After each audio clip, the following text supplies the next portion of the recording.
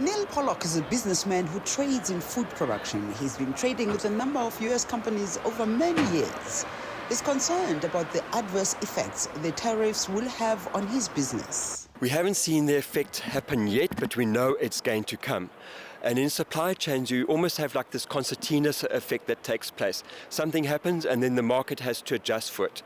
We do know that things are going to change because our supply chain partners in the US have already been indicating that they're not quite sure whether they'll be able to make use of us. But because so many countries have been impacted by this, we don't know exactly what the effect's going to be. According to the government officials, the tariffs also threaten roughly 30,000 jobs in South Africa, especially in the automotive and agriculture industries.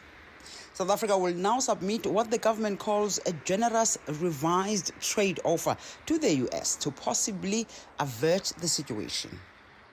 With regards to continued engagements with the US to secure a deal and reduce the tariffs, Cabinet has approved that South Africa submits a revised offer as a basis for negotiations with the US. The new offer builds on the previous offer submitted in May 2025.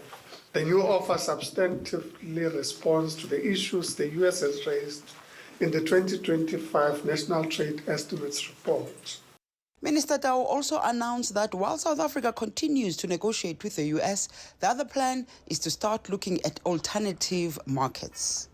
South Africa has accelerated its diversification efforts of export markets and enhanced competitiveness to mitigate the economic impact of losing preferential trade access.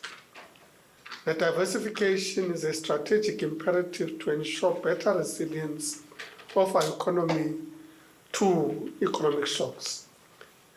We are committed to strengthening our relationship, particularly under the Africa Continental Free Trade Area, to build regional resilience.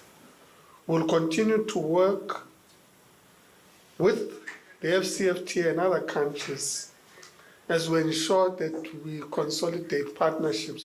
China has been earmarked as one of the countries that South Africa intends on doing more business with. China is obviously a huge opportunity for South Africa.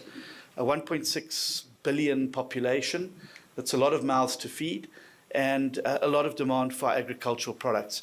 I can today share that after the last visit that I attended with the Deputy President in China and our visit to, as the Agriculture Minister to the GACC, we were given the protocol for stone fruit.